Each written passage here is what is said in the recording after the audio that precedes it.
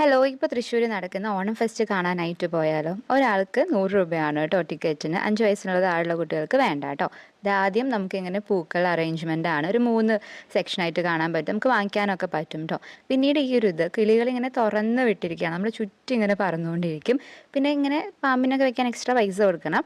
ഞങ്ങൾ പോയതേ തുടങ്ങിയിട്ട് പിറ്റേ ദിവസം. അതുകൊണ്ട് അധികം ആൾക്കാരൊന്നും ഉണ്ടായിരുന്നില്ല. അതുകൊണ്ട് കുറേ നേരം ഈ റോബോ ഡോഗിൻ്റെ ഒക്കെ സ്പെൻഡ് ചെയ്യാനായിട്ട് നമുക്ക് സാധിച്ചു. ഇതിപ്പോൾ എൻ്റെ അടുത്തേക്ക് ഓടി വരുന്നതാണ് കേട്ടോ.